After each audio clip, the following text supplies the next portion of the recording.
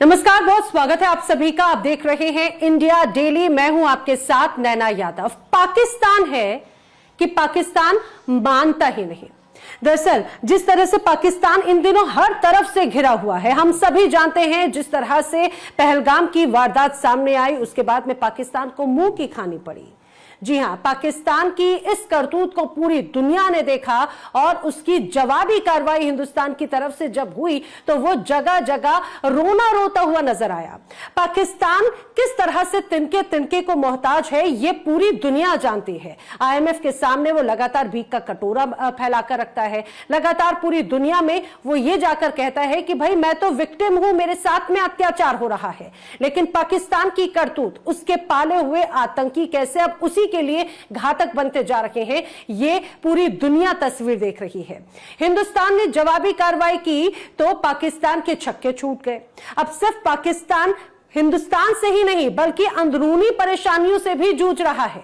जी हां, चाहे बात सिंध प्रांत की हो या फिर बलूचिस्तान की, यहां पर भी पाकिस्तान को इन तमाम चुनौतियों से दो चार होना पड़ता है। क्योंकि पाकिस्तान अब बलूचिस्तान लिबरल आर्मी के ही कहीं ना कहीं उसके विद्रोह का सामना करते हुए परेशान है। पाकिस्तान आर्मी की क्या स्थिति है यह हम सभी जानते हैं। खासतौर से बलूचिस्तान में जिस तरह से पाकिस्तान की तरफ से लगातार बर्बरता की गई, अब वहां से विद्रोह के सुर उठ रहे हैं और उसका नतीजा यह है कि न सिर्फ बलूचिस्तान लिबरल आर्मी बल्कि वहां की जो आवाम है वो भी अब पाकिस्तानी सेना को उल्टे पांव लौटने पर मजबूर कर रही है।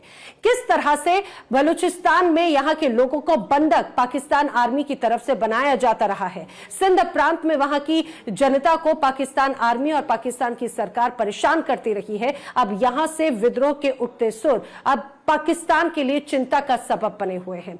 आखिर किस तरह की वो तमाम झलकें नजर आती हैं, वो एक एक करके आगे हम आपको बताएंगे और ये भी जानने की कोशिश करेंगे कि आखिर पाकिस्तान के साथ में जिस तरह से अब ये लड़ाई जंग आगाज हो चुका है, ना सिर्फ हिंदुस्तान बल्कि बलूचिस्तान या तमाम ऐसे प्रांतों का, वो पाकिस्तान की मुश्किल कैसे बढ़ाएगी और ना सिर्फ आर्थिक मोर्चे पर आतंकी गतिविधियों को लेकर, अंदरूनी तमाम चुनौतियों को लेकर भी पाकिस्तान की मुश्किलें कैसे बढ़ रही हैं और हिंदुस्तान एक बार फिर कैसे उससे आगे बढ़ता हुआ नजर आता है, इस पर भी हम चर्चा करेंगे। लेकिन जिस विद्रोह की हम बात कर रहे हैं उस विद्रोह की एक झलक आपको बताते हैं। यहां का बच्चा बच्चा, यहां का जर्रा जर्रा बलूचिस्तान का ये बताता है, चीख चीख के कहता है कि बस अब पाकिस्तान को यहां से पीछे हटना ही होगा। एक मासूम बच्ची की गुहार और उसके मन की बात जरा सुनिए और समझिए पाकिस्तान का इन दिनों क्या है हाल।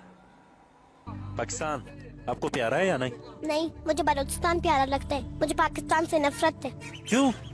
अगर पाकिस्तान अच्छा होता मुझे फिर भी पाकिस्तान पसंद होता था, लेकिन जालिम ये बलोचों बेगुनाह भाइयों को कत्ल कर रहे हैं, लापता कर रही है। इसलिए अच्छा, आपका उम्र पढ़ाई का है, आपको स्कूल में होना चाहिए, आप रोड पे क्या कर रही हो? वही फौज जालिम जो अपने बच्चों को स्कूल में पढ़ाते हैं, हम भी तो उसके बच्चों के जितने हैं। हमें भी तालीम सीखना है। उसके बच्चों ने तालीम सीख के बड़े बड़े होकर अफसर बन गए हैं। ये हमें कहते हैं आप लोग सड़कों पर मत बैठो, जाओ अपने घर में। हम बोलते हैं नहीं जाएंगे जब तक हमारे तमाम लापता भाइयों को मंजर पर नहीं लाए। क्यों लापता कर देते लोगों को, क्यों मार देते, क्या वजह है? ये कहते हैं कि हम सारों के काम खराब करेंगे, अब इनके भाइयों को लापता करेंगे, हमें मजा आता है। ये कोई मजे के लिए आप लोग नहीं कर रहे, आप लोग जालिम हो इसलिए कर रहे हो। क्यों मार देते, वजह क्या है? जालिम है इसलिए मार देते, पता नहीं। हम लोगों ने उसका एक काम भी नहीं बिगाड़ा है। किसके साथ आई हो यार? मैं यहाँ पर अपने अम्मी और भाई के साथ। फिर अगर दोबारा अम्मी और भाई को लापता कर दिया तो फिर मैं भी इसी तरह रोड में बैठूंगी। अगर मेरा अब्बू ऑफिस जाता है, मेरा अब्बू ऑफिस जाता, फिर भी मैं पैदल आऊंगी, खुद आऊंगी। जैसे मुझे चोर पकड़े, जो भी पकड़े, मैं खुद आऊंगी, रोड पे बैठूंगी, अपने भाई और अम्मी के लिए आवाज उठाऊंगी। पाकिस्तान हम सभी जानते हैं कि खासतौर से पाकिस्तान के जो अलग अलग प्रांत हैं उसमें चाहे बात वो बलूचिस्तान की हो, सिंध की हो, पंजाब की हो, इसमें सबसे ज्यादा समृद्धता बलूचिस्तान में नजर आती है और पाकिस्तान की आर्थिक मजबूती का एक बहुत बड़ा हिस्सा बलूचिस्तान से जाता है। लेकिन इसके बदले में पाकिस्तान की सरकारें हो या फिर पाकिस्तान की सेना वहां बलूचिस्तान की जनता को उस समृद्धता का 1% भी फायदा नहीं देती। अब वहां के लोग अपने आप को ठगा हुआ महसूस करते हैं। यही वजह है कि वो बार बार अब यही बात कहते हैं कि बस अब पाकिस्तान को सबक सिखाना है और पाकिस्तान की आर्मी को यहां से खदेड़ कर भेजना है। करेंगे चर्चा मेरे साथ में खास मेहमानों का जो पैनल है, जल्दी से आपको उनसे मिलवा देती हूं। मेरे साथ में इस समय रिटायर्ड मेजर जनरल अनुज माथुर जी मौजूद हैं, डिफेंस एक्सपर्ट के तौर पर। रिटायर्ड मेजर जनरल अभय कार्की जी इस समय मौजूद हैं हमारे साथ में। Retired colonel TP Tyagi ji हमारे साथ में मौजूद हैं। पीओजेके की एक्टिविस्ट डॉक्टर अमजद अयूब मिर्जा भी इस समय हमारे साथ में मौजूद हैं। आप सभी का बहुत बहुत स्वागत है इस चर्चा में इंडिया डेली की।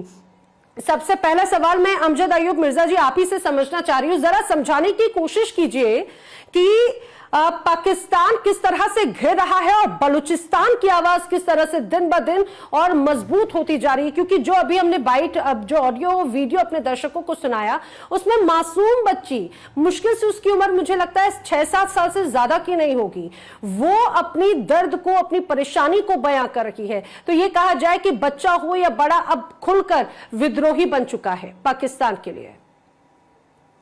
जी बिल्कुल सही आपने कहा। देखिए, इन्होंने मारंग बलोच को परसों इन्होंने हाई कोर्ट जो है बलूचिस्तान की, उसने 10 दिन फैसला महफूज रखा और 10 दिन तक फैसला होने के बावजूद उन्होंने फैसला नहीं सुनाया। और फिर उन्होंने जो फैसला सुनाया परसों, उसमें उन्होंने कहा कि मारंग बलोच और बलोच जो यकजहती कमेटी है उसके बाकी जो लीडर्स अरेस्ट हुए हुए हैं उनको रिहा नहीं किया जाएगा और उनको जेल में ही रखा जाएगा। इससे ये क्या मायने लिए जाए?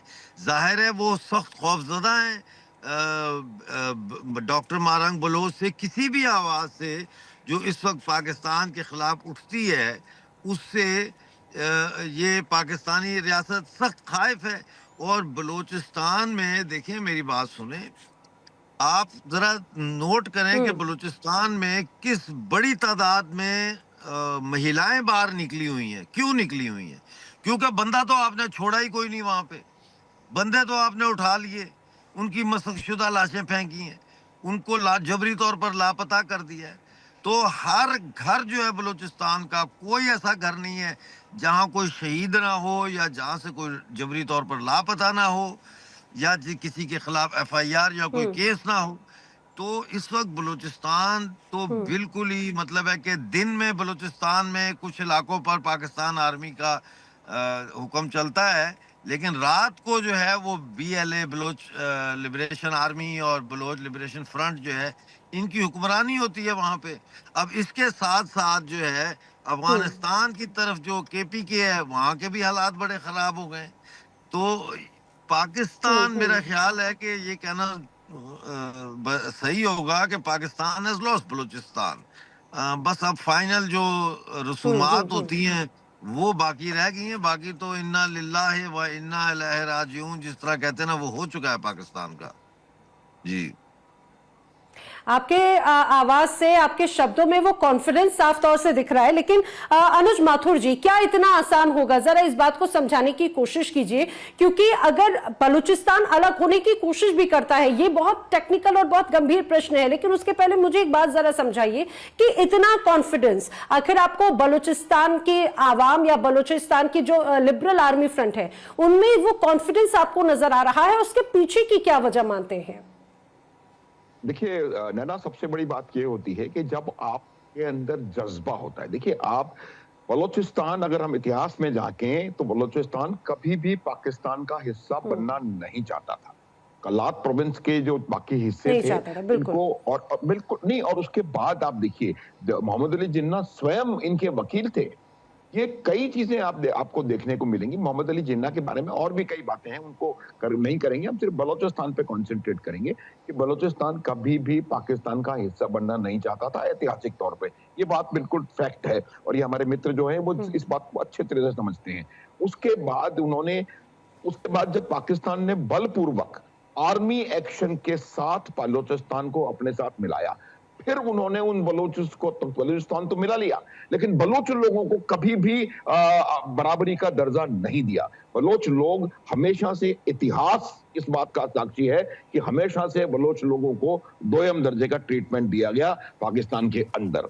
ये इतनी अपने आप ये बात आवाज नहीं निकलती है, ये 2006 से ये बात आवाज उठ रही है कि हम 10,000 साल से बलोच हैं, 1300 साल से मुसलमान हैं और सिर्फ 70 साल से हम पाकिस्तानी हैं। तो ये बिल्कुल साफ था कि वो पाकिस्तानी कभी बनना नहीं चाहते थे, लेकिन पाकिस्तान के पास एक मौका था, उन्होंने उसको मिला लिया। तो वो अगर वहां पर अच्छा डेवलपमेंट करते, वहां से जो वहां से निकाल रहे हैं सारा जो सामान या चीजें या मिनरल्स, उसका पूरा जस्टिफाइड भाग उनको देते, उनको सेनाओं में, उनको पुलिस में, उनको एडमिनिस्ट्रेशन में, उनको गवर्नेंस में बराबरी का दर्जा देते और उनको उनके अनुपातिक रिप्रेजेंटेशन भी देते, तो मुझे लगता है हालात शायद सुधर सकते थे। लेकिन उन्होंने उनको इल ट्रीट करना पसंद किया।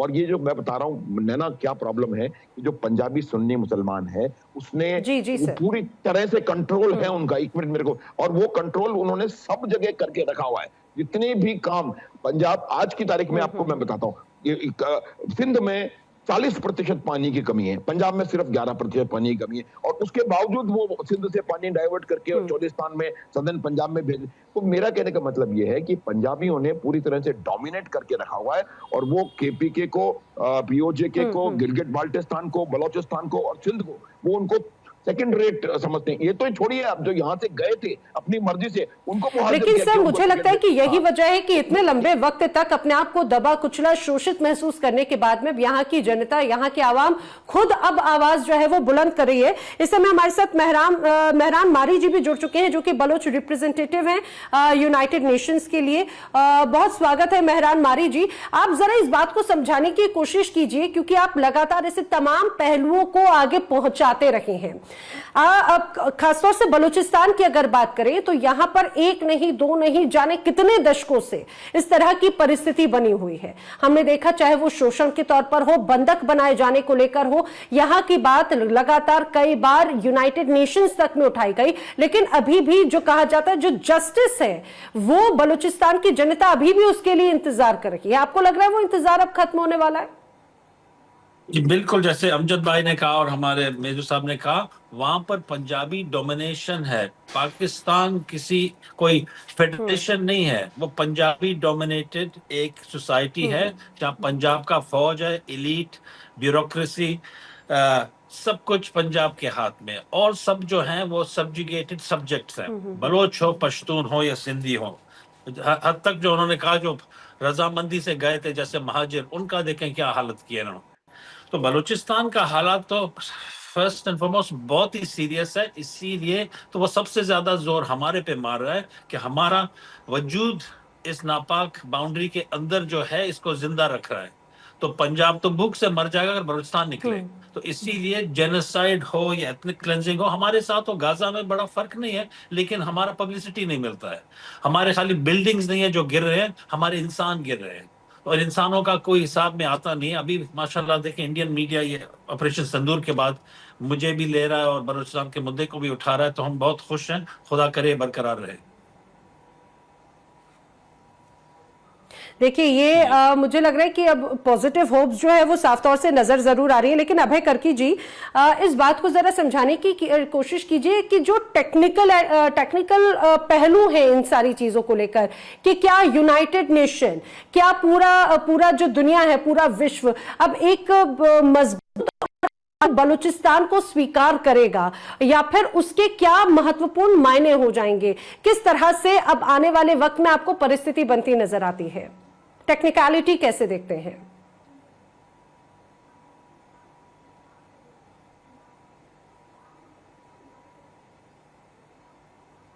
अभय कार्की जी, आपको मेरी आवाज आ रही है? अच्छा, अब आ रही है? मुझे लग रहा है अभय जी आपका ऑडियो म्यूट है, प्लीज उसको अनम्यूट करके जरा समझाइए अभी कि आ क्या रही है आवाज? दुनिया बलूचिस्तान को एक सेपरेटेड बलूचिस्तान को मान्यता देगी? देखिए, दुनिया में जब हम जाते हैं तो बात आती है, जैसे अभी बात आई थी यूएन की और वेस्ट की। तो जहां तक वेस्ट का सवाल है, उसने हमेशा जो अपने अलावा बाकी दुनिया को उसने अपने जियोपॉलिटिकल एम्बिशंस और अपनी रिसोर्स रिजर्वेशन के हिसाब से ही देखा हुआ है। यानी कि उन्होंने इन सब जगहों को, चाहे अफ्रीका हो, चाहे वो साउथ एशिया हो, इनको उस नजर से देखा है कि ये मेरे यहाँ से मैं क्या क्या चीज ले जा सकता हूँ, ना कि उस इलाके का कोई भला हो जाए या कि वहाँ के लोगों की जो एस्पिरेशंस है उसको हम मीट कर सकें। तो वही बलूचिस्तान की जहाँ पे बात आती है, तो चाइना वहां पे इसलिए इंटरेस्टेड है क्योंकि उसको एक एक्सेस मिल रहा है अरेबियन सी को ग्वादर पोर्ट के थ्रू, और ये सीपेक लगा के। अमेरिका को जो उसमें इंटरेस्ट है, अभी उनकी वो भी हुई थी, काफी मीटिंग वगैरह भी हुई थी, उसमें उनको उनका मिनरल चाहिए। मिनरल्स के चक्कर में वहां पे वो मीटिंग कर रहे हैं।